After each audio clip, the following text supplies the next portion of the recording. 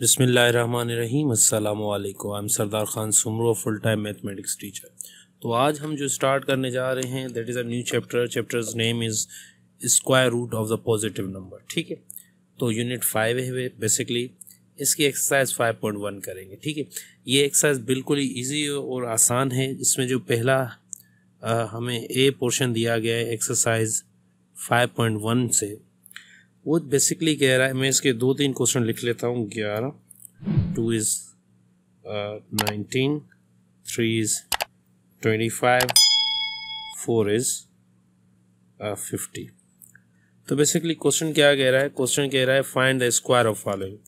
अब basically square क्या होता है? किसी भी चीज़ को डबल करने को स्क्वायर कहते हैं। अगर इसकी बात की जाए तो 11 के ऊपर अगर हम इसके छोटा सा 2 दे दें, मीन्स स्क्वायर, इसको स्क्वायर कहा जाता है। ठीक है, तो ये खुद ही से ही मल्टीप्लाई हो जाएगा।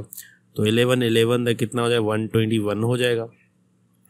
जब तक बात है 19 की, तो 19 के ऊपर स्क्वायर मतलब 19 मल्टीप्लाई 19, तो 19 मल्टीप्लाई 19 कितना होता है? इधर हम कर लेते हैं 81, 19, 361, ये स्क्वायर हो गया। ठीक है, याद रखिएगा जब स्क्वायर की बात की जाएगी तो वो उस नंबर से बढ़ जाता है। 25 है, ठीक है, 25 के ऊपर हमने स्क्वायर दे दिया तो 25 इज मल्टीप्लाइंग इट सेल्फ 25। वैसे तो मुझे अंदाज़ा है कि 25 कितना होगा, फिर भी आप लोगों के लिए कर लेते हैं शायद। ठीक है, 5 5 द 25, 2 पर का 5 टू द 10 12, ऊपर 10 5 2 6, सही है, 625, 625 हो गया। सही है। अब बात आती है 50 की, तो 50 के ऊपर स्क्वायर दे देंगे तो 50 मल्टीप्लाई 50 इज इक्वल टू 250।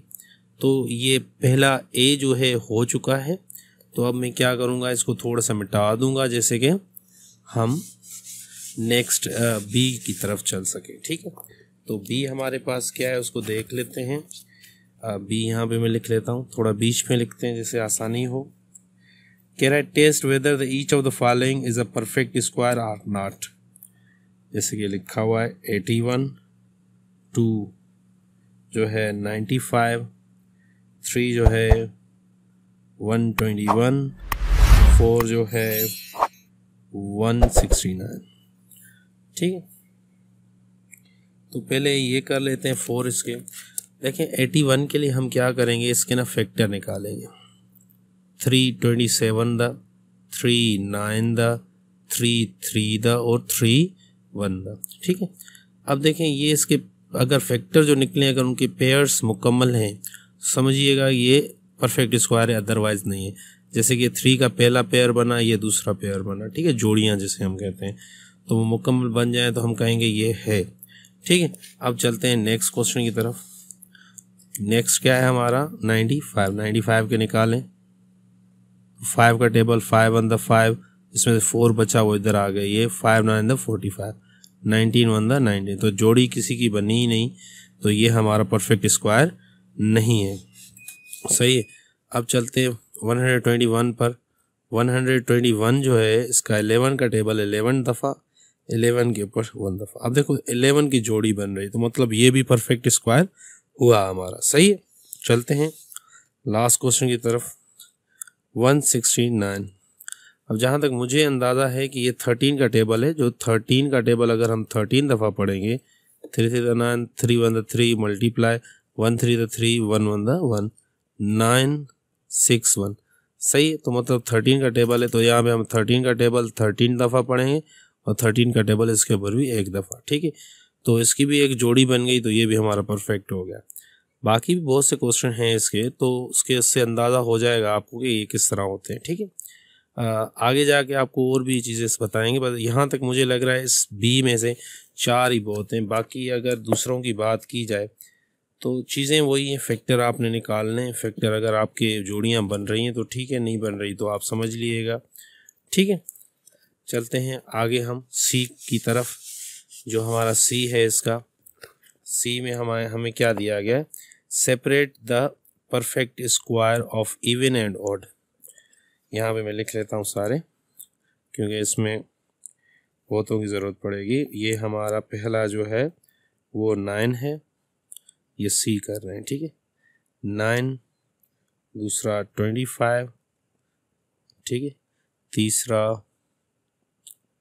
तीसरा हमारा 196, चौथा 441, पांचवा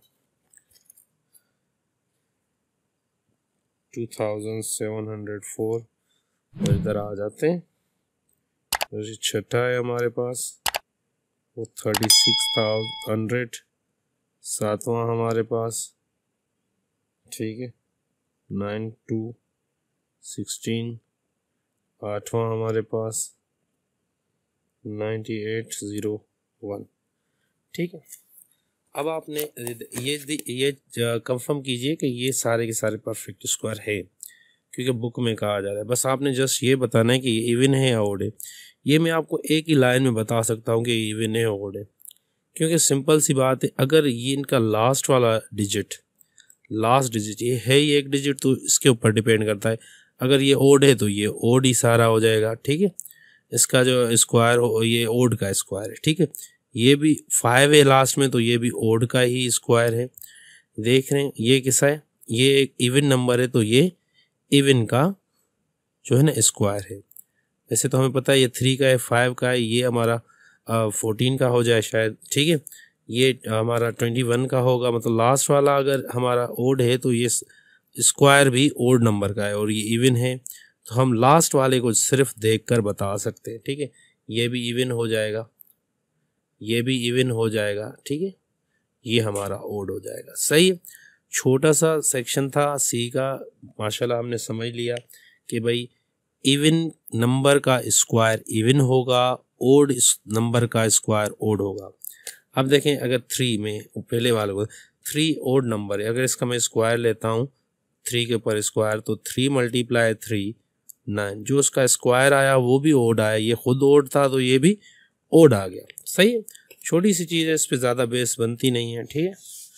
तो इसको क्लियर कर लेते हैं, चलते हैं हम अपने अगले क्वेश्चन की तरफ। अगला क्वेश्चन हमारे पास आता है डी, जो कह रहा है find the square of the following proper fraction and compare with them, ठीक है। एक प्रॉपर फ्रैक्शन मतलब हमें मिली हुई है डी में फ्रैक्शन है।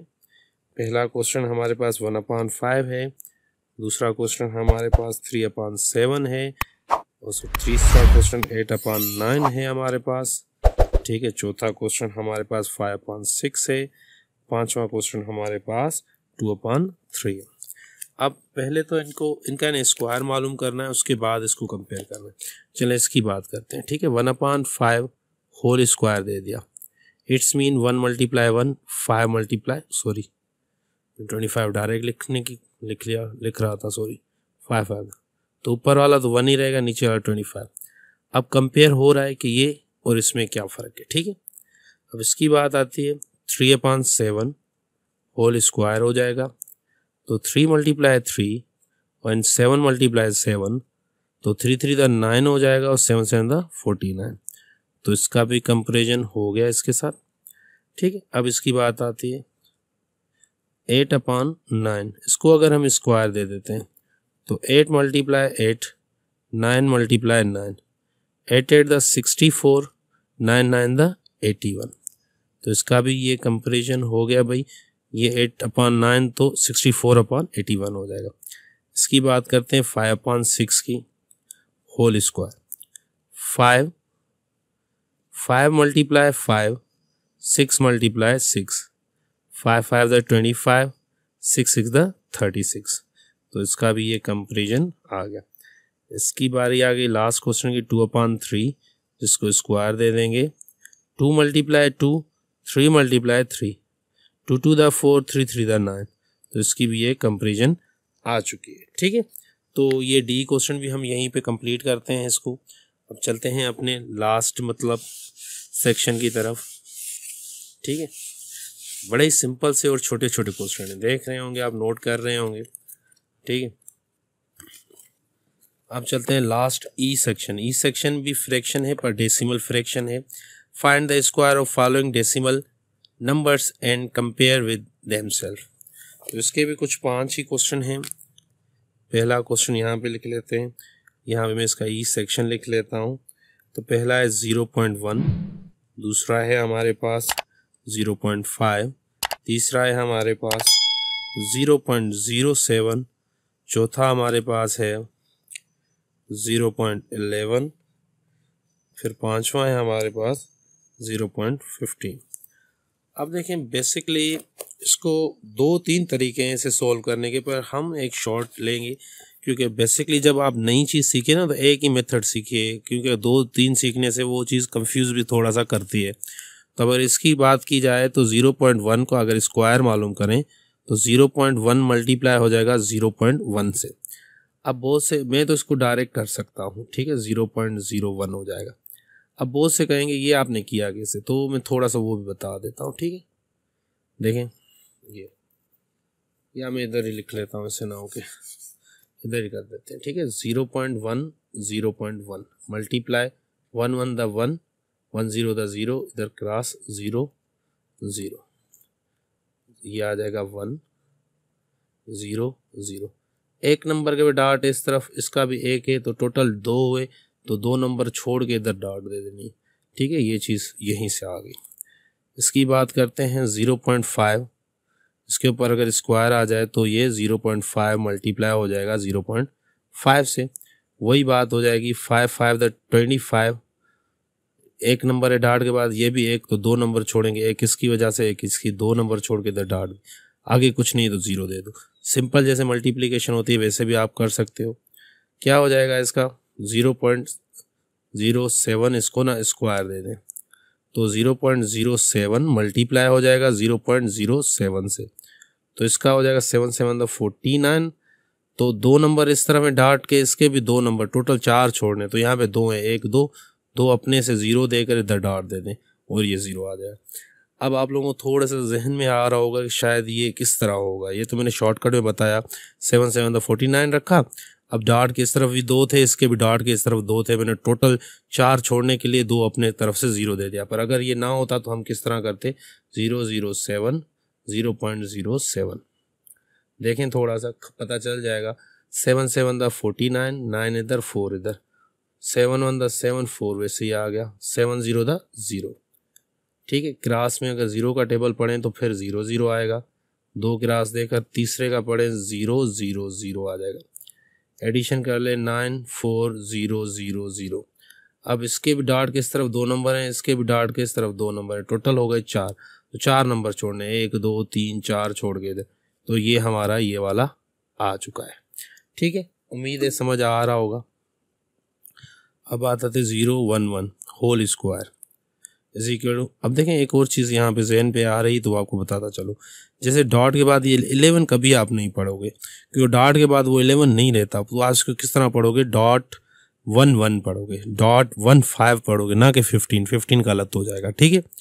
तो अब चलते हैं, इसको स्क्वायर है तो 0.11 मल्टीप्लाई 0.11, तो ये क्या हो जाएगा, 11 11 होता है 121, इसके भी डॉट के बाद 2 नंबर हैं, इसके भी 2 हैं, तो 4 छोड़ने, 1 2 3 0 अपना दे दो डॉट। अगर समझ ना आए तो इस तरह कर सकते हो जैसे मैंने समझाया है। इसकी बारी आ रही है 0.15 whole square is equal to 0.15 multiply 0.15, तो 15 का 15 से अगर मल्टीप्लाई करते हैं, ठीक है, 0 भी दे दें आप, 0.15 5 5 द 25, तो इधर 5 7 द 0, वही 5 1 0। तीसरा भी आप पढ़ सकते थे 0 0 0, कोई मसला नहीं है, ठीक है। तो ये 2 नंबर हैं डॉट के इस तरफ, इसके भी डॉट के इस तरफ 2 हैं, तो टोटल 4 हुए, 1 2 3 4 छोड़ के इधर डॉट देनी, आगे कुछ नहीं तो 0 दे दो, 0.0225। उम्मीद कर रहा हूँ कि चीज़ें समझ आ रही होंगी। एक और चीज़ फिर से कह दूँ, ये इसका फाइनल आंसर, मतलब ये एक ही इसका तरीक़ेकार नहीं है, बहुत से तरीक़ों से हो सकता है, ये भी उसमें से एक है, और मुझे लग रहा है ये सबसे इजी है, तो इसलिए मैंने इसको करवाया है। तो यहाँ पे मुझे लग रहा है हमारी एक्सरसाइज ख़त्म हो चुकी है यहाँ तक। तो मिलते हैं किसी न्यू एक्सरसाइज में, तब तक के लिए अल्लाह हाफिज़, टेक केयर।